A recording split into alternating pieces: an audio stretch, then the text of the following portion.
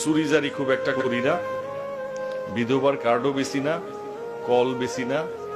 আল্লাহ তাআলা এই সুনামের জন্য হালুয়াঘাট বা দুবরাতে যে সুনামটা অর্জন করেছে এটাও আল্লাহ তাআলার রহমত।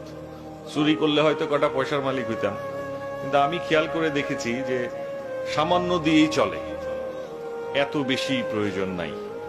এটা আমার ব্যক্তিগত মনে হয়, আমার মত। পোশাক আশাকের ব্যাপারে অনেকে প্রশ্ন করেন যে ধর্মসভায় যায়, টুপিও পরে না, পাঞ্জাবিও পরে না। আমি একটা বিষয় আপনাদের নলেজে আনছি, সেটি হচ্ছে আমার রাসূল সাল্লাল্লাহু আলাইহি সাল্লাম যেদিন মৃত্যুবরণ করলেন, খুব মন দিয়ে শুনবেন,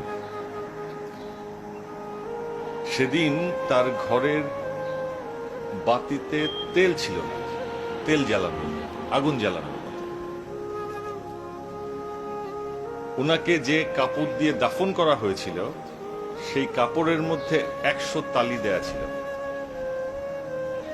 এখন আপনি বলবেন যে একজন নবীকে দাফন করা হয়েছে, একজন মানুষকে দাফন করা হয়েছে, এটার বাইরে আরেকটা পরিচয় আছে। আমার রাসূল যেদিন মারা গেলেন সেদিন তিনি হেড অফ দ্য স্টেট,